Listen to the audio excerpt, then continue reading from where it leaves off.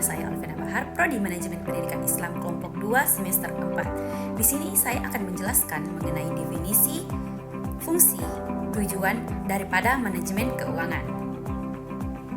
Definisi manajemen keuangan menurut teori dan para ahli.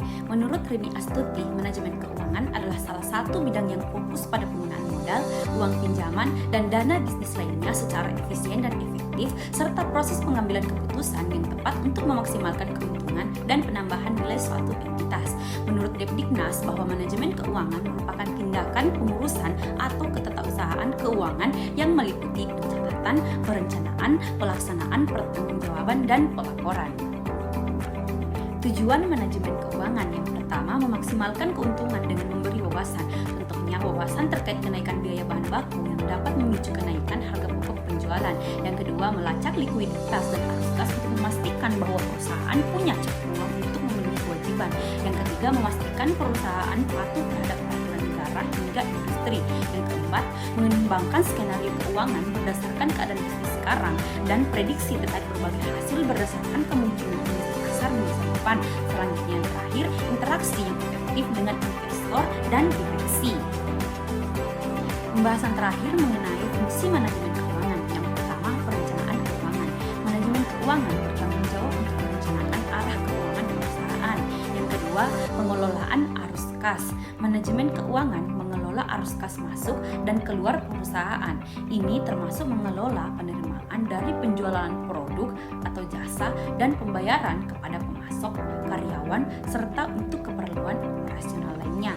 Yang ketiga, pengambilan keputusan investasi. Fungsi ini mencakup evaluasi dan seleksi investasi yang optimal untuk mencapai tujuan perusahaan. Yang keempat, pembiayaan.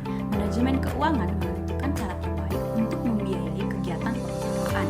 Ini melibatkan pemilihan sumber dana seperti utang, ekuitas, atau instrumen keuangan lainnya. Yang kelima, manajemen risiko keuangan.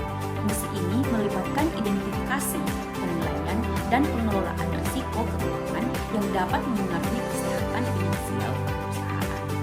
Yang keenam, pengelolaan aset. Manajemen keuangan bertanggung jawab atas pengelolaan aset perusahaan, termasuk inventaris, properti, investasi, dan piutang. Yang ketujuh, pengawasan keuangan. Fungsi ini mencakup pemantauan kinerja keuangan perusahaan secara teratur. Yang kedelapan, perencanaan pajak. Manajemen keuangan merencanakan strategi perpajakan yang optimal untuk mengurangi beban pajak perusahaan secara sah. Itulah tadi penjelasan singkat dari saya. Lebih dan kurangnya mohon dimaafkan. Wallahul muwaffiq ila aqwamit thoriq. Wassalamualaikum warahmatullahi wabarakatuh.